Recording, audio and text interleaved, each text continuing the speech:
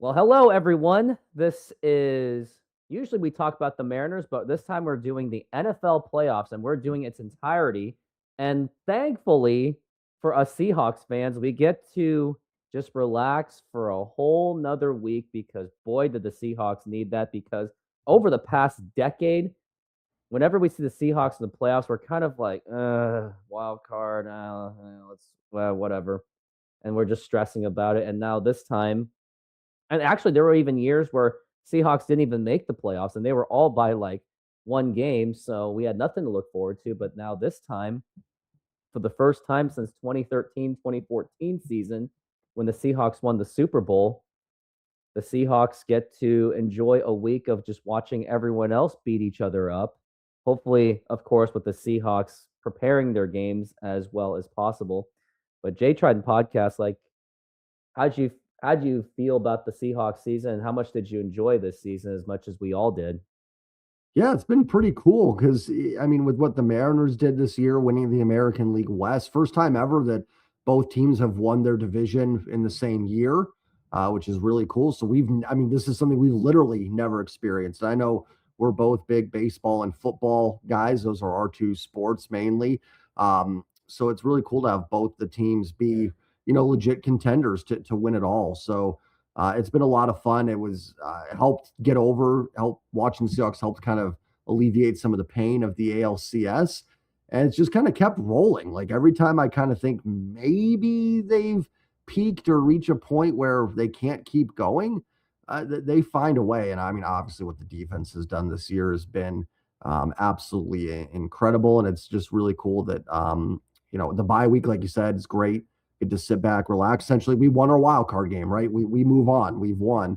And no matter what, like we're not going to go on the road anymore unless it's in the Super Bowl, which is neutral. So it's all home games now. Never know, things can happen, but everything will be at Lumen Field with the 12s rocking. So I'm excited and really looking forward to this weekend and watching some stress-free football. There might be a little stress because I think there's some teams we'd like to avoid. We talked about that a little bit. Ye Absolutely, and I wanna say it I also wanna say it myself, giving all the credit to a lot of the credit to Mike McDonald on how he changed the culture away from Pete Carroll. Now, as much as we are thankful that Pete Carroll did what he could with the Seahawks, I mean, he did more than what we expected was getting the Seahawks a Super Bowl championship, but there was a time where it just felt stagnating, and then we finally got a younger coach in Mike McDonald. And the first impression that he did give me was I think there was a rumor, or it may have been confirmed, actually was confirmed, that he took out some of the Super Bowl 48 pictures when they won the championship because his mindset was we want to create our own legacy. And some Seahawks fans took that to offense, like, wait, no, you can't take away our history. It's like, but no, but I mean, I don't think he took away all the pictures. I think it was like pictures in like this in a certain area where players are hanging out all the time. But it was another way of just motivating them to try to build their own legacy. Like we just went from like back then it was Legion of Boob, and now it's called the Dark Side Defense, led by Devin Witherspoon. We got we got Demarcus Lawrence.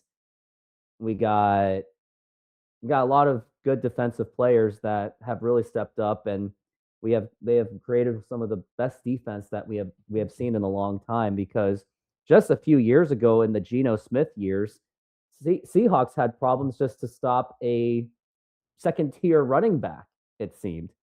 And now this time, I mean, look at week 18 against San Francisco. They held Christian McCaffrey, one of the best running backs in the league, to just 23 yards. And they've played some pretty elite company in running backs, and they were able to hold them to very limited running. So with a whole week of wild card, I do look forward, but I'm also dreading for a divisional round of Seahawks football. Like I am. It's just the Seattle thing. I don't know. Maybe Seattle has that thing where they have something going and then something doesn't work out, just like the Mariners, where they had a 3-2 series lead against the Blue Jays, even a lead in game 7, and then they blew it. So I don't know. But until then, I'm going to enjoy some stress-free football, like you said, unless it's the Rams and Panthers. I'm going to be like, go Panthers, screaming at the top of my lungs. And the purpose of this show is that we are going to actually predict each game, every single playoff game up to the Super Bowl. And we will be as unbiased as we possibly can. And if we are somehow forced to pick the Seahawks, we'll pick the Seahawks. But for me, I'm going to find every bit of way to be as objective as possible. And there's a part of me that does not want to pick the Seahawks because I also don't want to jinx the team too. And I don't want to say Rooftop says Seahawks will win the Super Bowl because everyone else has been saying it. Like all the big other YouTubers are saying Seahawks are the favorite, but I do have a case on why the Seahawks may not win. But until then, I do have another message for all of you guys. If you just happen to want to watch some NFL playoff football, we've got SeatGeek for you where you can save $20 off. I know $20 is not much considering that you're probably paying hundreds for playoff tickets, but hey, that $20 of saving is still going to leave $20 to get some decent food somewhere in downtown Seattle or if in that time or just anywhere in the country for the NFL. So use that promo code Rooftop Sports for your $20 off and use JS Trident for your $20 off as well. So that way you'll have two opportunities to save money for the NFL playoffs. And now, and like you said, I mean, if you're, a Bears fan or something randomly watching this and the Bears win, you got another home game, you can use those codes for that too. It's not just, Seattle stuff like Rooftop said. So we've got a chance to, do it. You can use it for anywhere. So go ahead and use those. And like Rooftop said, it's not a lot, but it's better than saving zero. So yeah, and we're in that time where saving money in this day is precious because everything has gotten more expensive. Unless you're an American going to a different country, then sure. And even then, the locals over there will still disagree with you. Now we're going to go into the playoffs. Now, Seahawks and Broncos got their bye weeks. Wouldn't it be funny if the Seahawks and Broncos ended up in the Super Bowl together? If that actually happens, I'm gonna call it the Russell Wilson Bowl. Yeah, it's funny that both teams moved on from Russell Wilson like 3 years later, or the one seeds in their respective conferences. It's a lot of irony to it. Yeah. All right, so we've got Steelers and the Texans. The Steelers, they barely got into the playoffs. They got out of it from against the Baltimore Ravens at the skin of their teeth. Texans had a tough start, but they were able to rally and get themselves into the playoffs. But I still have that gut feeling that I'm going to pick the Steelers because of the experience that they have, playoff experience. I know that Aaron Rodgers isn't exactly Packers Aaron Rodgers. And I know the Texans are known to have like a really good defensive core. But at the same time, I know this is a tough decision, but I'm still going to give the edge to the Steelers. The terrible towels, they're at home. Maybe they'll rally behind the Urinating Tree YouTube channel because he's a huge Steelers fan. And maybe there's just that one little ounce of run for Aaron Rodgers to at least win one more game. So I'm going to pick the Pittsburgh Steelers. And who do you pick? Funny enough, I'm actually have that same gut feeling you do on this. Like, listen, if Texans fans are watching this going, guys, really? Like, I do think the Texans are better, but Pittsburgh, like, doesn't lose at home on Monday night. I know that probably isn't, like, an actual, like, reason to take them. But I do have a feeling at home, no one's kind of expecting anything of Pittsburgh. They get DK Metcalf back after his 2-game suspension. That should open up their offense a little bit. I think Rodgers is savvy enough to avoid turnovers against the Texans defense. And I've kind of seen the Texans offense have games where they're a little bit off. I mean, Pittsburgh has it too. I kind of with you. Something just, there's weird gut feeling that a very ugly, like 13-12 game and the Steelers somehow get a dub. So I'm actually surprisingly, I probably should take the Texans just to balance out our picks here, but I've just had a gut feeling too that Pittsburgh wins. Yeah, let's go with the Steelers. And hey, you know what? I would like a Steelers versus Seahawks Super Bowl because that will give me a reason to make a video on reminiscing about the Seahawks Steelers Super Bowl. I actually do have EOG. that. I actually do have that video. Only like maybe 200 people watched it. Some people started watching it, and I even got a Steelers fan to actually thank me. Be like, wow, you're a Seahawks fan, but you're still calling out the Seahawks rather than the refs. So maybe that'll be an opportunity for me to. I'm actually gonna remake the video, like make more of like a rooftop special edition one, because when I made it, I was like, man, the audio was not good. I was just saying things too fast. So if Seahawks and Steelers make the Super Bowl, I will remake that video. So in some ways, I am cheering for the Steelers anyway, just for my own agendas. Now we're gonna go to Jacksonville and the Bills.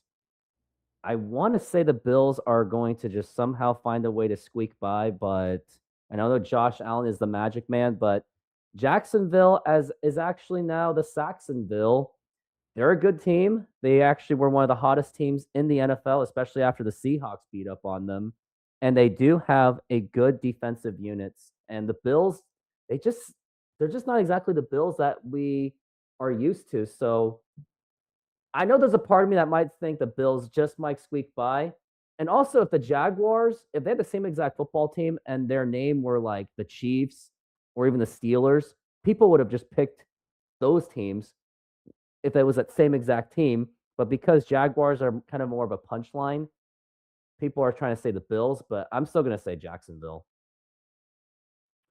Yeah, I do think Jacksonville's the better team. Boy, I'm not picking better teams in my picks. That's a bold strategy. Pick the worst team.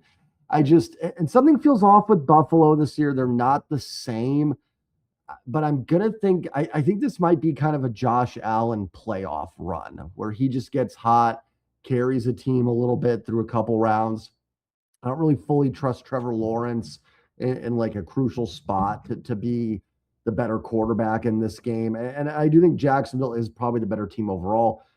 I think they're more likely to like blow out Buffalo than Buffalo is to blow out them. But something tells me Josh Allen magic. We might see it a little bit in this playoffs. I'm actually taking Buffalo to beat Jacksonville. Oh, wow. I like that. Let's mix that up. Okay. All right. Now we've got the Patriots and the Chargers led by Jim Harbaugh. Now, the Chargers were a top 5 defensive team in the NFL, just ahead of the Seattle Seahawks in terms of yards per game, while the New England Patriots, they were somewhere in the top 10. I'm actually going to go bold on this one. Jim Harbaugh, Justin Herbert, I know he's not really exactly the playoff winning type guy quite yet, but maybe Jim Harbaugh changes that. Maybe the lack of experience of Drake may get to him. So I'm going to take a bold move and go with the Los Angeles Chargers led by Jim Harbaugh. Very bold. I like it. Another one that I thought about doing, because New England doesn't have like a ton of quality wins. They've only beaten, I think, 2 playoff teams, Buffalo, and I think the other one's Carolina, who are, okay. You can't fault who's on your schedule, obviously. That's not anything to rip them for necessarily. The Chargers O-line is so beat up that I think New England in a very close game is going to squeak it out. I am going to take the Patriots over the Chargers. But I do like that upset call. I don't think, like, even though we disagree on 2 of the games, I don't think we're far off at all there. So I am going to take the Pats, though, to squeak by the Chargers.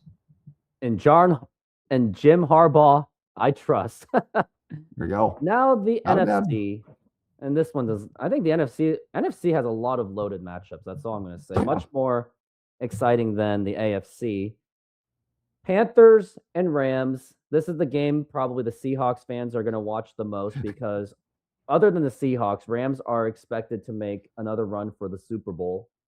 It was just too bad that the Rams just happened to run into some bad luck, including, I guess, a quote questionable call with that safety with not the safety, the 2-point conversion where Sean McVay went off. And by the way, I just happened to have a video where I did make fun of Sean McVay Here it is.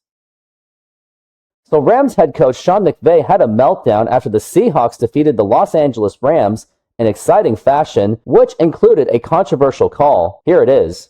That I've never quite seen anything like what happened on the 2-point conversion, where you're lined up to kick off. Then they say it's a fumble because they had the clear and obvious recovery. Now you tack it on, you make it a 30-30 game. That's the thing that I've said. I've never seen anything or never been a part of anything like that. And I've grown up around this game. I'm not making excuses. Making excuses. We don't do that. I don't believe in that. It doesn't move us forward. But we do want clarity and an understanding of, the things that we can do to minimize that when we rejected the 2-point conversion. Oh, boo-hoo! Let me play a sad song for you on the world's smallest violin. And Sean McVay, if the Rams got the benefit out of that 2-point conversion, you wouldn't be questioning the rules one bit. Don't lie. Keep playing the victim.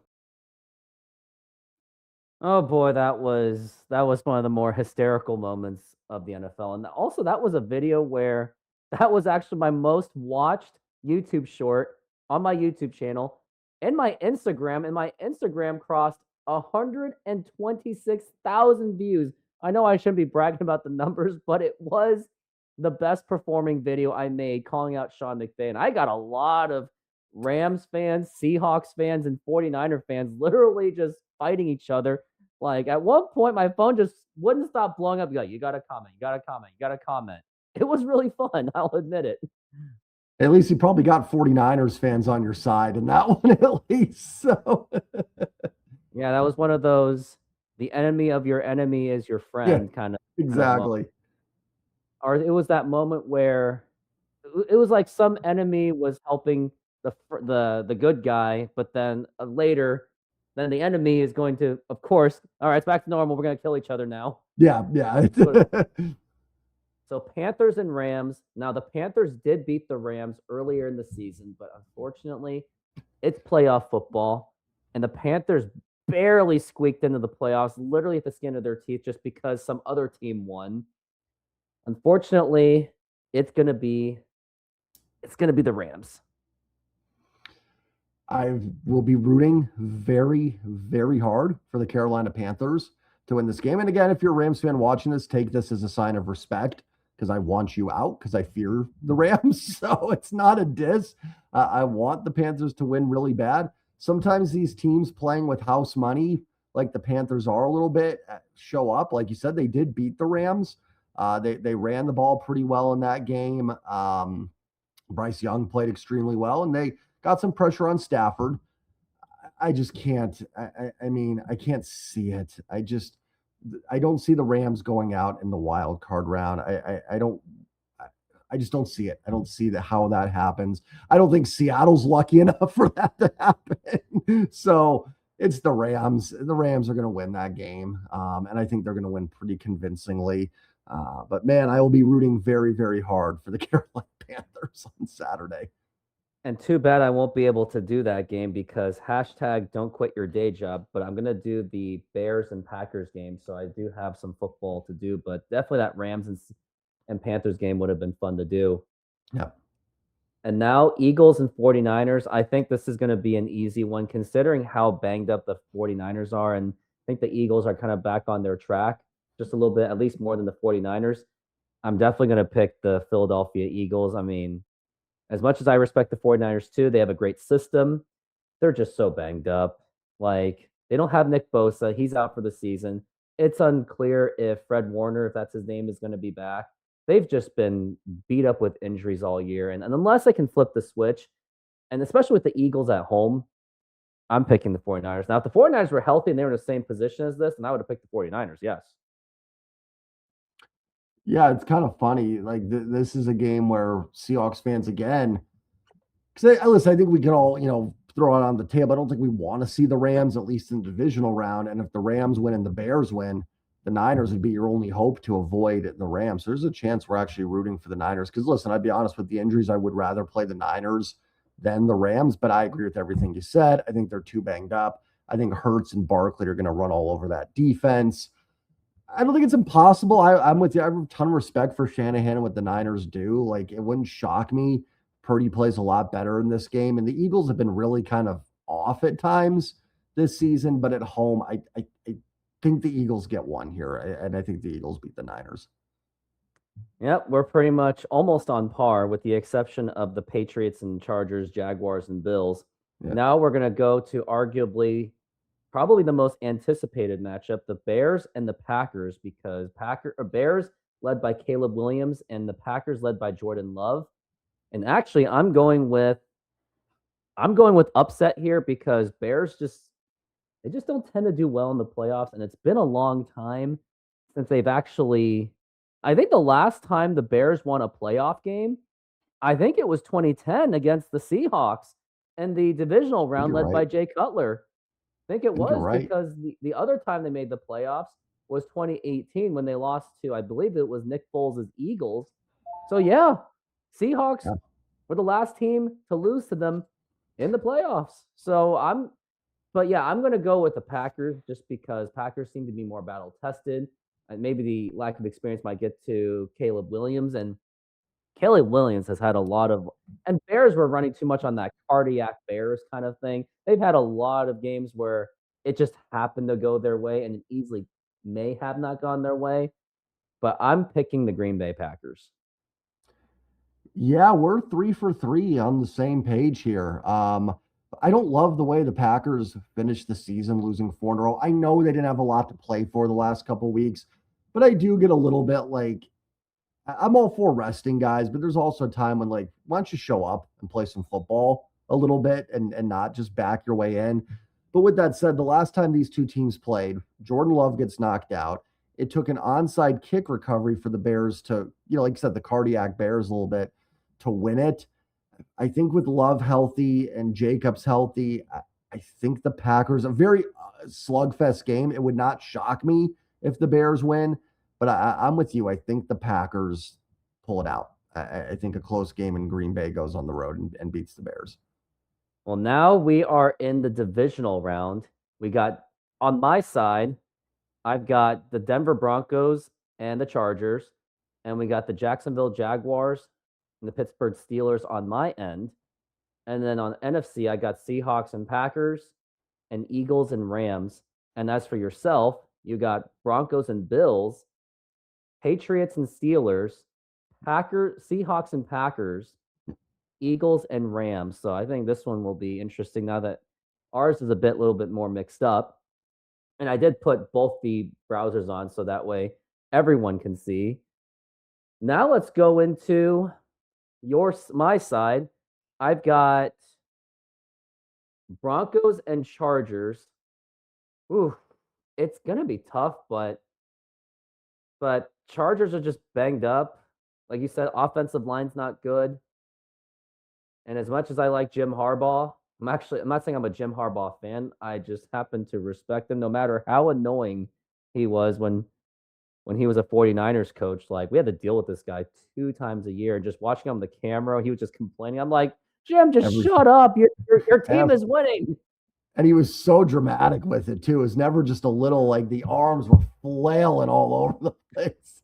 and his face, and if you take a picture of it, he's like this. Yeah. With the spit coming out sometimes.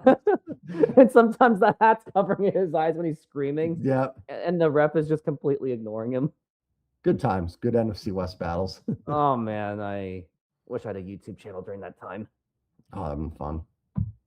But I'm going to give the edge to the Broncos as much as they've had a lot of games where they kind of got out of it, skin of their teeth kind of thing. I just don't know if the Chargers just have enough to beat Denver. So I'm picking the Broncos on that one. And for Jacksonville and Pittsburgh, and we'll take turns on each bracket. Yep. I'm going to pick Jacksonville. I think just the Steelers. I don't know if they can really pull like remember that 2005 Steelers run when they barely kind of made the playoffs-ish? Or they just didn't win a division and they just steamrolled all the way to the Super Bowl. The difference is the only old player they really had was Jerome Bettis, and he was already their backup running back. But the Steelers are running on Aaron Rodgers, who's literally possibly on his last leg. This could be his last playoff game of his career, last game of his career. But I will go with Jacksonville. And then for the Seahawks and the Packers, Well, if Seahawks were in Lambeau Field, I would have easily picked the Packers, but I will pick the Seahawks on this one. They have the defense. They got the 12s, home field advantage. The Seahawks would have to do a lot to they would have to do a lot to lose that game. That's to lose to the Packers. And I don't even see a game where remember in the 2014-15 NFC Championship where the Seahawks literally pulled it out of their ass, literally. Like I think if you were a person that went to the casino, you put in $10 at the time when Wilson threw that last interception, I think you would have won like $1,000 after that. Yeah. Yeah. So Probably. I'll give it to the Seahawks and Eagles and Rams. Rams are the more battle tested. I know so are the Eagles, but I think Rams are coming in with a chip on their shoulder because they felt they should have won the top seed. And I agree. They should have won it. And they want to go back to Seattle. I think they're going to be all out for blood.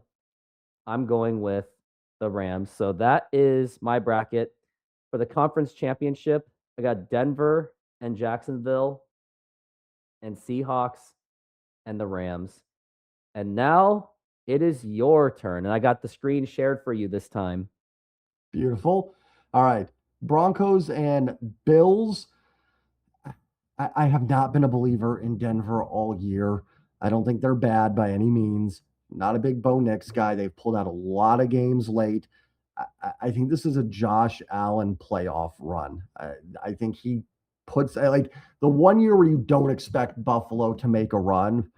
There's no Mahomes. There's no Brady. There's no who am I thinking of? Burrow. There's no Lamar Jackson in this playoff bracket. I'm taking Buffalo to knock off Denver in Mile High. I'm going to go with the Bills on the road there. And then we've got Steelers at Patriots. Actually, these two teams played early in the year, and Pittsburgh did go into New England and win. I don't think it's going to be easy. I think Pittsburgh battles in this one, but I think Drake May has taken a big step forward since that game. New England's defense, I think, will get enough pressure on Rodgers here, and I think Pittsburgh gets knocked out. I'm going to take the Patriots to beat the Steelers, setting up a Bills-Patriots AFC East championship game.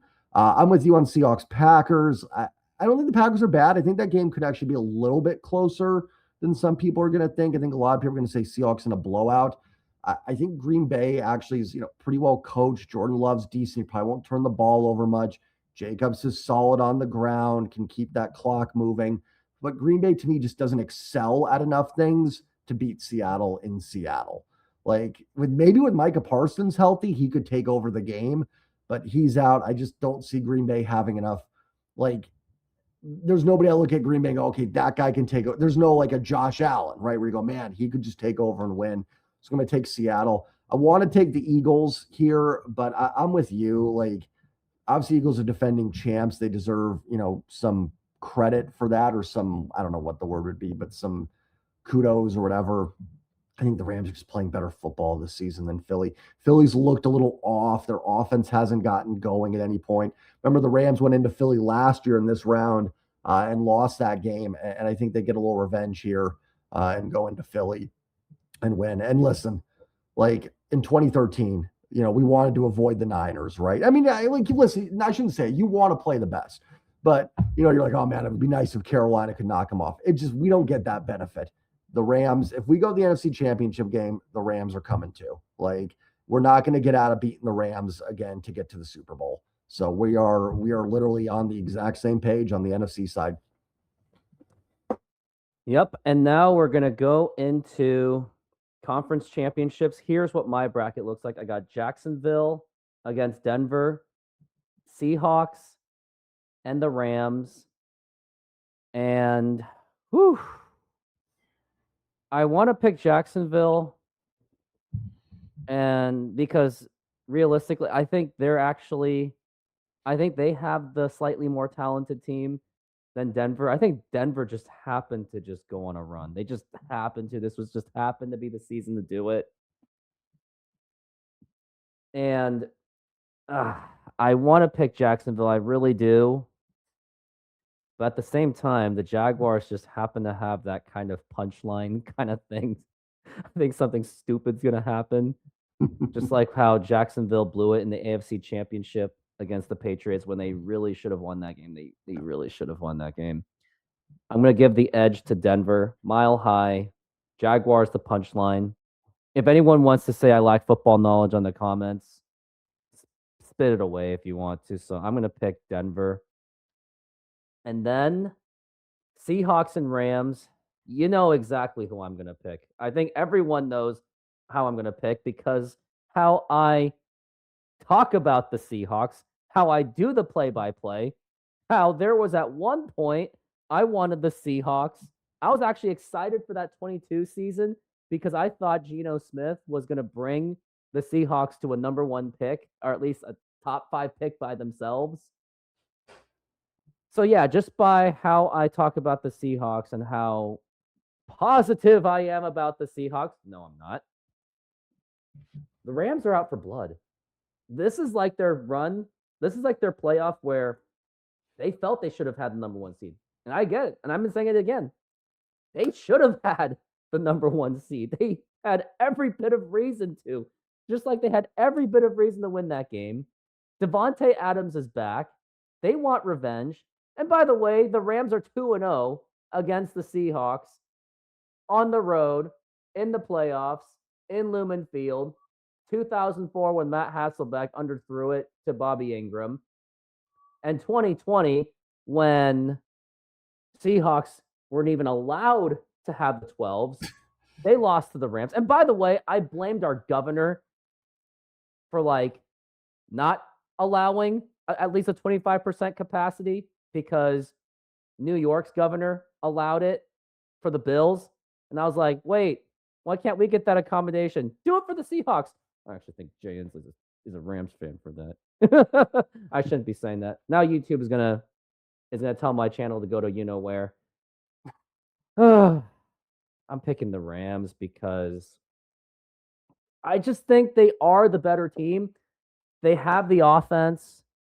Now, usually the number 1 offense usually doesn't really do well in the playoffs as much.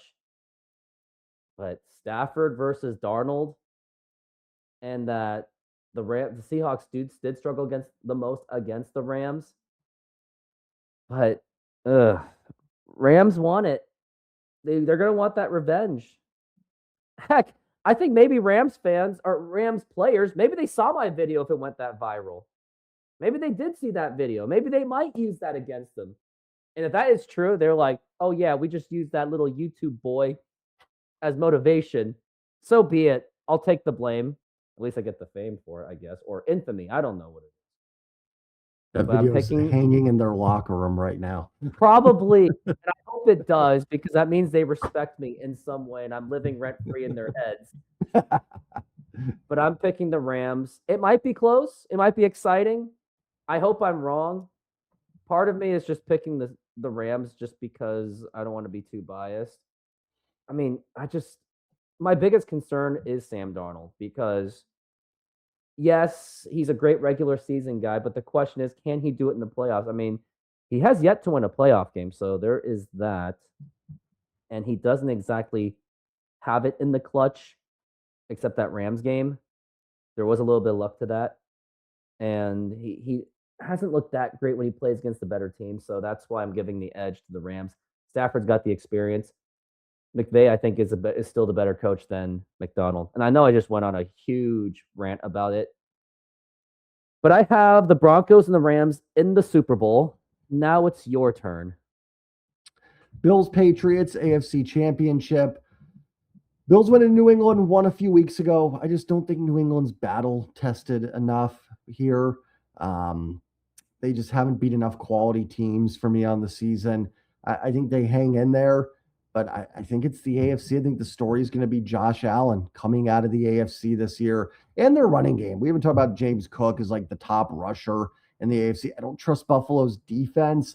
Buffalo could lose to Jacksonville. I'll be very clear on this. And I'll be honest, like to anybody watching this, I could care less if they do. I'm not going to lose sleep over my pick not coming to fruition. I'm focused on the Seahawks winning in my life. So I don't really care, but I'm going to take Buffalo to get to the Super Bowl in a bit of a shocker. I think the AFC is really wide open. Honestly, maybe outside of, I think the Chargers, I think any of these AFC teams, even Pittsburgh, like I could see, if TJ Watt gets going on defense and DK has a big playoffs, I could even see them making run. The AFC is so open. If the Chargers were a little healthier on the O-line, I'd even say them. The AFC is just wide open, and I think the best quarterback in that bracket comes out. So I'm going to go with the Bills. Seahawks, Rams. I don't think anything you said is necessarily wrong about like the Rams potentially winning the game. If it's the quarterbacks only, yeah, like I do trust Stafford more in a tight spot than I do Sam Darnold. I will argue that the Rams have shown some warts here. Like they went into Atlanta and lost. Seattle beat Atlanta by 4 touchdowns. Rams lost to Carolina. Seattle beat them by 17. They had to pull away late, but they still got it done. Seattle has turned the ball over against the Rams. The turnover margin against the Rams, Seattle's -7 in the 2 games against the Rams. Now, you could look at that and say, can't do that again. The Rams will beat you. You could also say they're -7. They've only been outscored if you put the 2 games together by 1 point. If Seattle doesn't turn the ball over, then they should win the football game against the Rams. I think the defense is going to play much better. And I expect the Rams defense to play better as well, but I don't think Seattle's going to give up 37 points in this. I don't know if you want to call it rematch or third rematch, whatever it is. I do have some nerves about Sam Darnold in the game. I certainly would not be shocked at all if the Rams won it, but I will take at home Seattle having the extra rest here. The Rams having to go on the road 3 times in a row. I like Seattle's defense more than the Rams defense. Special teams has been an issue for the Rams. They fired their coordinator a couple of weeks ago. We saw it be an X factor on Thursday night. Had the Rams blown them out in that game in LA, like 38-0, and then Seattle won 38-37, I would take the Rams here. I honestly would. I'd be like, listen, Seattle got them once on kind of a fluke, and then the Rams destroyed them. But if not for an incredible punt in that first game, which pinned Seattle at their half-yard line, even with the 4 interceptions from Darnold, they were like probably 5-6 yards away from probably winning that thing 22-21. So I don't think anybody picking the Rams here is wrong, for the record. So, and again, anybody will, like, it would be not shock me at all to see the Rams come out of this bracket. But since you took the Rams, I will mix it up here, and I will go with the Seahawks in a very tight, like, I mean, can you score half a point in football? Because I can see this being like a half-point differential game. It is going to be a game that's going to have our heart rates pounding, and I wouldn't be shocked either way here, but I will take the Seahawks to go to Levi's Stadium for Super Bowl 60. I think that it's going to be a game like that. I think it's going to be very similar to the Seahawks 49ers game in the NFC Championship in 2013-14. There's going to be a lot of that. Who knows what the trash talking is going to be, but who's going to be the one to tip that ball away from Puka Nacua? Who knows? But that's going to be a game where I'm probably going to go off and say, man, I wish Carolina won that game, or I wish the Eagles won, or I remember in 2013-14 NFC Championship how much I didn't want the 49ers. And the 49ers, I think, were up by 10 or something like that. Mm-hmm. I went on Facebook going, I can't believe you guys wanted the 49ers, because a lot of Seahawks fans arrogantly did, because they're like, we want the cool matchup. And I'm like, no, I just want the easier path to the Super Bowl. Which a lot of Seahawks fans. Yeah, go ahead. No, I mean, listen, in terms of like I'm with you. Like, I don't want to. I'd rather play the Panthers all the way through. I don't care if it's like, even when guys I don't root for injury, but if, like, let's say Stafford gets hurt before the game or something, and everyone's like, no, I want Stafford because I want the best. No, I'm good. I'll take the Rams backups in that game all day. I will say though, like, as a team that was the number 1 seed and was the best team in the NFL, at least, record wise on paper, the best team in the NFL. Like, I will say I do have a little bit of like a bring it on mentality. Like, listen, we're probably going to have to get through the Rams, and that was my take in 2013. Like, I was hoping the Panthers would win that game, but once it was over, it was like, okay, we got to beat the Niners. Like, not shocked here. They were Seahawks and Niners, the best teams in the NFC that year. I'm not shocked they're meeting up in the championship. That's exactly how I feel this is going to go down. And screw it. Like, let's go. Let's play it. I mean, I hope the Panthers beat the Rams. I don't see any way. So it's like, let's bring it on. Let's go. Let's dance. But yeah, after I made that post, so many people commented going, "You're not a true fan. You have to believe in your team." And it was like all this rhetoric. It was like, yeah, but this is a heart. Honestly, I think those people really went after me because they were also having a heart racing experience too. So they had to get out of their system and they had to use me as a punching bag. So I guess in some ways I provide a service for many Seattle fans by being the punching bag because I say stupid things. And then, of course, after that game, everyone was like, I told you so. This is why I wanted the 49ers, just to embarrass them, which, oh my God, the Seahawks, they literally broke that team. Like before that, the Harbaugh team was the envy. Colin Kaepernick was considered at one point a top 10 quarterback. And just by that game alone, that whole team just got broken down. And they were never the same after that. And hopefully, if the Seahawks beat the Rams and we break them to pieces for the next few years, then it's all worth it. Because I'm tired of that team. It could, right? Stafford's not a young pup anymore. And I would love to see the look on McVay's face if Seattle beat them. But, again, for any Rams fans watching this is not a like declaration of, oh yeah, we're taking you down. I try not to be fanboyish when I do these things. I try to be honest. Had Rooftop taken the Seahawks, I might have mixed it up and said, I'll go with the Rams here. I think it's a toss up. I will say though, like in a way, I mean, Seattle's probably more likely to get to the championship than the Rams though too, right? Because they have just the quicker path. Seattle wins one game, and they're in. The Rams, I don't think they're going to lose to Carolina, but you never know. 2010 Seahawks beat the Saints. Weird things happen. So, the Rams could be done. They could be the first team out of this bracket, technically. I very much doubt they will, but you never know. And then they don't even get there. So we'll see though. But yeah, it's never easy for the Seahawks. So I would be, if we're in the championship game, we're facing the Rams. There's zero doubt in my mind. Like we both set up that bracket. We knew what we were doing. We'll take the fault for it. And now the Super Bowl. I've got Denver and the Rams. And what I'm going to choose, I think I'm going to pick the Rams. And of course, I expect the best case scenario for them to be as a blowout, or at least Broncos make it interesting, but Rams are far more battle tested than the Broncos. And I barely picked the Broncos over Jacksonville just because of Jaguars just being a punchline name. Maybe they just have a bad luck to that. But I don't think I really have to go much further, but I'm picking the Rams. And that'd be funny. Wouldn't that be kind of funny? Broncos make the Super Bowl, and it's going to be an NFC West team to play the Broncos, just like what 2013 and 14 was when it was going to be either San Francisco or the Seahawks. And that was basically the Super Bowl. Yep. The Super Bowl in 48, the 48 Super Bowl was basically the celebration. Now we look at it in hindsight, but I'm picking the Rams to win the Super Bowl. And now Bills and Seahawks. I will say, to add to it, I do agree with you. If it's Rams Broncos, I would take the Rams as well. So for anybody else watching that, I would absolutely favor the Rams in that game. I mean, listen, I've got them going this far.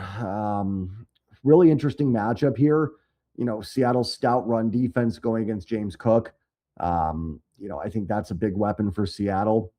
Seahawks, one thing they have kind of struggled with sometimes is those mobile quarterbacks that can break the pocket down. And, that was my concern with Brock Purdy a little bit. It was not so much him standing in the pocket, but when he gets out of the pocket, he's so dangerous. And the couple times he did do that on Saturday, he did make some plays. The only couple times he did.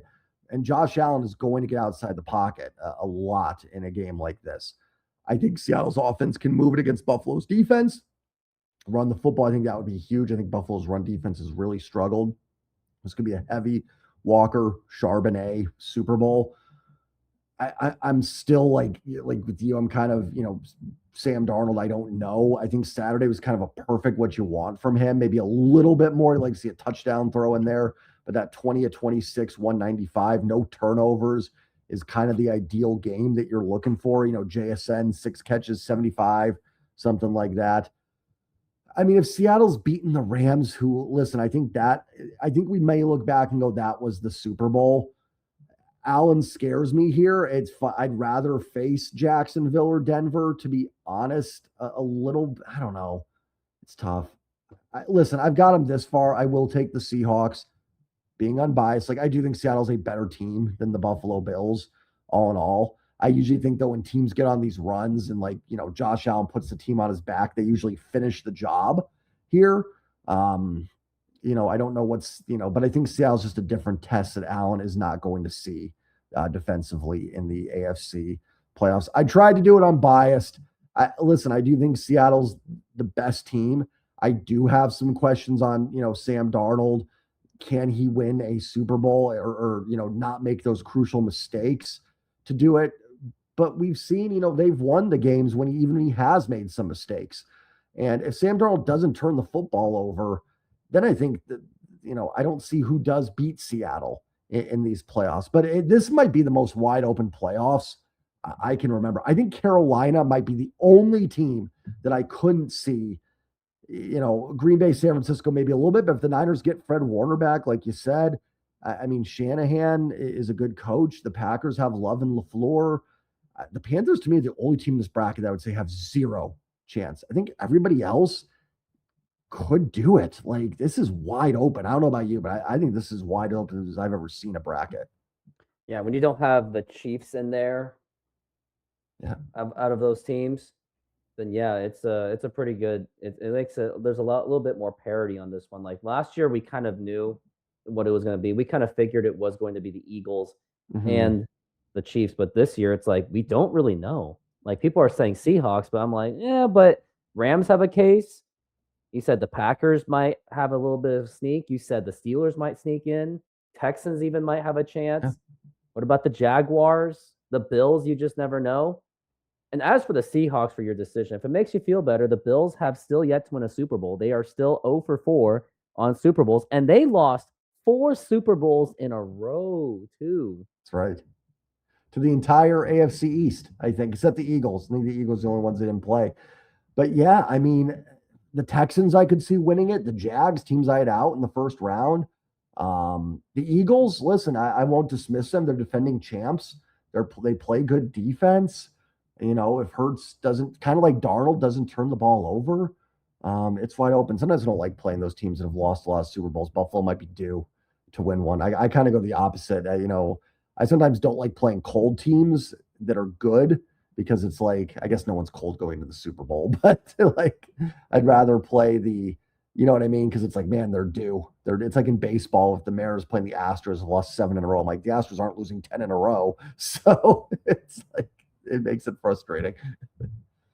Yeah, well, until then, we've got the wild card football to look forward to. And of course, I think it's safe to say that every Seahawks fan is going to look at that Carolina Rams game. And if Carolina wins that game, then there is a really good shot for the Seahawks to make at least a deep run. I mean, all they got to do is win one game and they automatically have, quote, a deep run in the playoffs.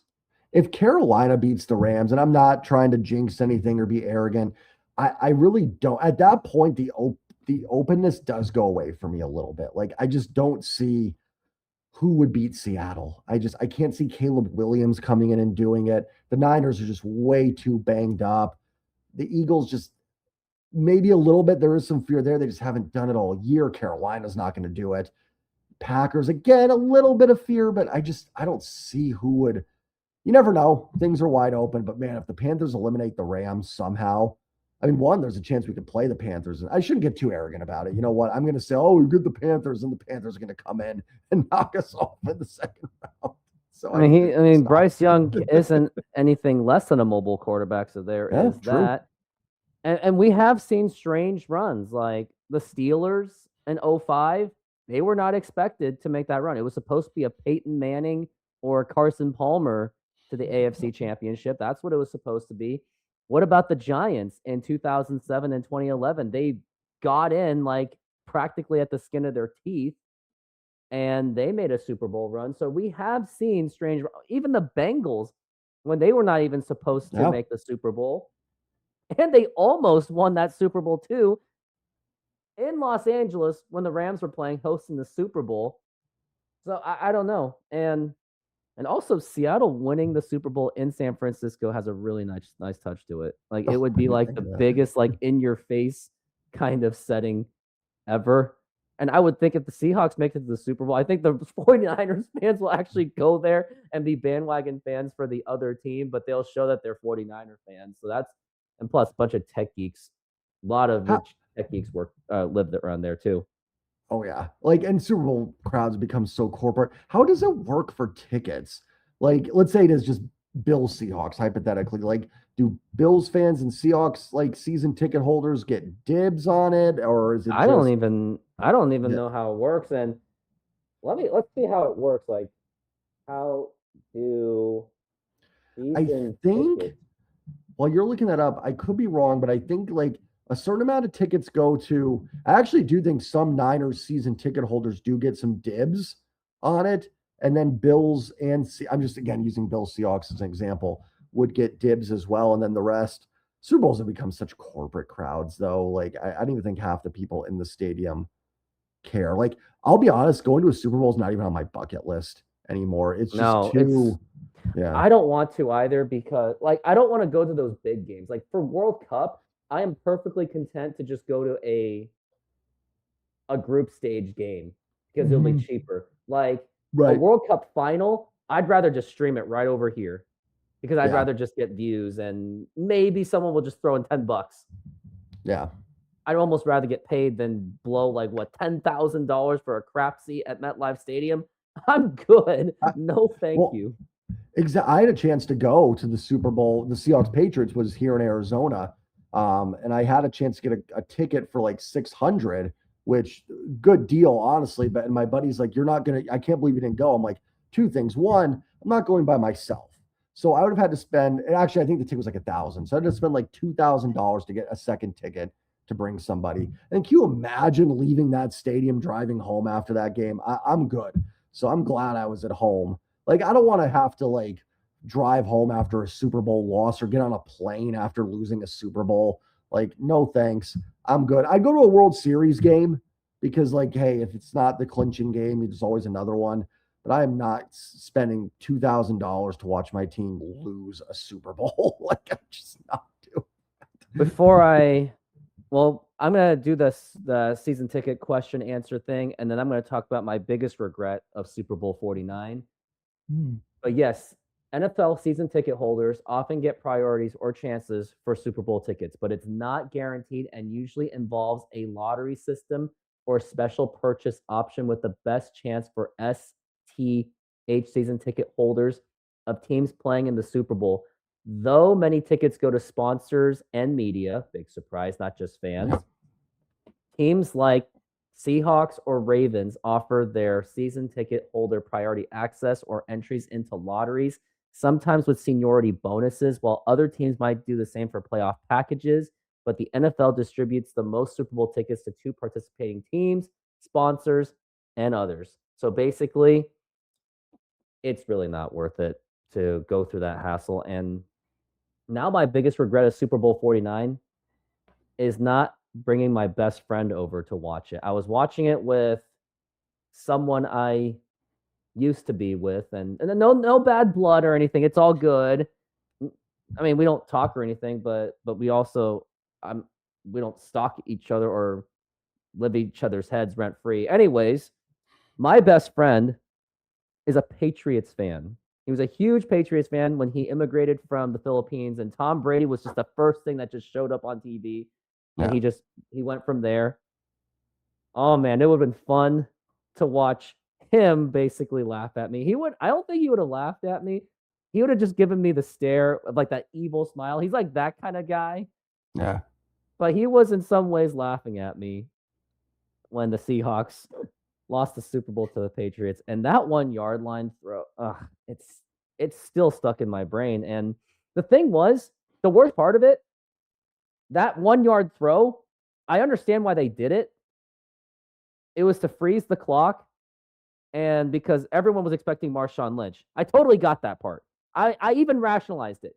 But out of all receivers, they put in Ricardo Lockett, where he's the guy that you're playing flyers up and go long, not a guy for short routes. Even if he threw it to Doug, Russell Wilson threw it to Doug Baldwin and it was intercepted by Malcolm Butler, I still would have been like, okay, but at least you were trying to throw it to Doug Baldwin, or at least try to throw it to Luke Wilson. But they threw it to Ricardo Lockett, who's not exactly a good route runner. He's just somewhere where you throw 50 yards and he has the leaping ability, but that's it. Yeah, and he's like, I'm with you. I don't have a problem with passing there because he only had one timeout left. So if you run it on second down and Lynch doesn't get in, then you're kind of stuck. We're having to throw it on 3rd and 4. So I think throwing it on second's fine. But I'm with you. Like, one, they ran a route that required, like, not just Ricardo Lockett to beat somebody. You know, it required, I think it was Curse was the blocker, had to make a crucial screen block to then free up Lockett. Why not just run something like a corner route, like to Baldwin, like you said, where it's like one of those routes where you go, hey, it's either incomplete or it's a touchdown, right? There's like no, I'm talking about like those fade routes or something. It's like, something that Eli threw in 2007 Super Bowl. Yeah, like why are you running a route that requires like 3 things to have to go right in order for it to be a catch to a guy that's, like you said, a speed guy that you run goes with when you're looking for a bomb and not Baldwin there. And I'll be honest, I know he had like a serious injury that ended his career, so I don't want to like pick on him or anything. Lockett against Dallas. Lockett did not fight for that. He should have gone in there, like just pushed Malcolm Butler. Like he kind of, I think even Darrell Bevel called that out a little bit after the game. He did. He called that out, and I thought at the time it was very untimely, and I thought it was it was a very bad thing to do when he was the one that made that play call. And I liked how Pete Carroll kind of took the blame for it, and Russell Wilson was kind of fighting to take the blame for it. And then Darrell Bell was like, well, Ricardo Lockett should have, which he wasn't wrong. No, exactly.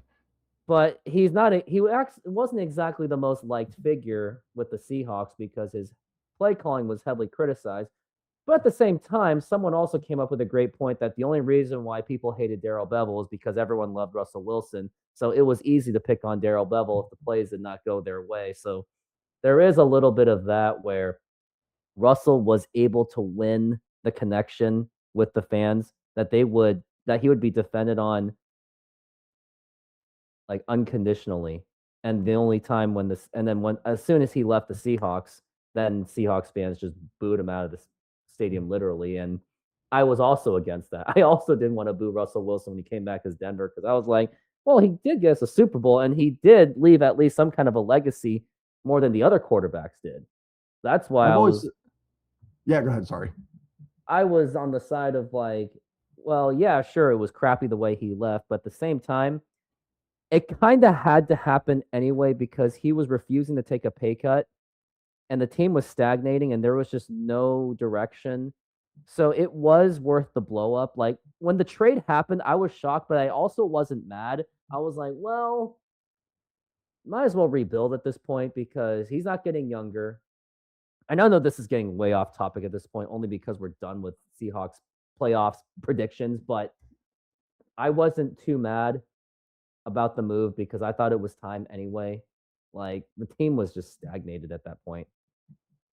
No, it's 100% true, right? Like, and it's even though it took a couple years and we got through a couple of the Geno years and everything and whatnot, but it did. It had to happen. Like, probably should have actually happened a year earlier, to be truthfully honest. And I think John Schneider did want to do it, but Pete kind of vetoed it. I get it. It's tough as a head coach. You have a quarterback that's good. It's tough to be like, no, get rid of him. I always take on booing Russell. I would have booed him at that game because he did demand a trade. So it's kind of like, dude, you're gone. But any game after that, like if for some reason Russ was on, well, maybe not now because being in the playoffs, but like I would welcome Russ back to like raise the 12th man flag for a game. And I would be cheering my butt off for the guy. Like now it's done. It's been 3 years removed or 4 even. Like I don't care about it now. The first game, because like the first game since he requested the trade, like I would have been there booing him too. But anything after that, like if the Giants played the Seahawks this year and he came back, standing ovation. Like it doesn't matter anymore. The next year's always a little, the tempers flare and the blood gets boiling. Like, but once it's done, it's like, okay, like he'd be welcome back. All the guys, like I kind of hate that they all aren't like great friends and stuff, because it's a heck of a team, and it's a heck of a team with a lot of cool guys, and Pete did a great job at keeping their personalities in check for the most part until that interception, I think, kind of blew it all up. It all blew it up, and it's too bad how all their careers ended with Seattle. Russell Wilson demanding the trade, Richard Sherman leaving and criticizing the fans for criticizing him, which I was actually on Richard Sherman. So I'm that dark Seattle fan that will take the villain side of things, like A-Rod leaving Seattle. I took his side eventually. I forgave him, even though it's still not exactly popular to do so. Earl Thomas, when he flipped off this entire Seahawks bench, and then Marshawn Lynch, I guess, didn't leave in the most. I mean, he didn't leave in the bad way, but the way 2015 happened after that Super Bowl, he kind of did milk that season, because I think he was deeply offended that he did not get that ball, even though he tried to say like, yeah, it's just a team sport, but deep down he felt insulted. So it's sad how that legacy of that team kind of, like, it was a great legacy, but it's just sad how everyone's time with Seattle ended. Like the middle fingers, demanding the trade, injuries. Someone going on a injury, someone going on a social media tirade, and also going up against Seattle media personalities, which I'm okay with because I'm not a fan of the Seattle media anyway. So I took Richard Sherman's side, but now here we are. Seahawks now have a new core. They have an exciting foundation, and hopefully Mike Macdonald is a coach of the future for the Seahawks. I mean, he's already led the team to 10 wins from last season, and that was considered like at least an okay start. And now he is just 2 wins away from the Super Bowl, and his difference was well shown when, as soon as he left Baltimore, the defense of that team is pretty much gone, and now John Harbaugh is out of a job. So Mike Macdonald had a lot to do with it. And I think Mike Macdonald was with both the Harbaughs. So when you go through both Harbaughs, you do learn a lot. It's the gauntlet. But now, go ahead. Yeah, no, I'm with you on Macdonald, and you wonder if Baltimore kind of regrets maybe not just letting Harbaugh go a couple years ago and just promoting Macdonald to head coach at that point. I mean, it didn't really do them any good to keep Harbaugh for another 2 years. It's hard though when you have those legacy coaches. Even with Pete, even for me, like, I mean, looking back, it's like, the obvious to let go of Pete, but I was even like, well, I don't know. The grass isn't always greener. You get stuck with some of these bum coaches. You're losing 13 games every year. We've got a stable organization, but the Seahawks clearly made the right move there. I don't have any ill will towards Pete or anything, but it was time. It was just time, and I think it was time in Baltimore too.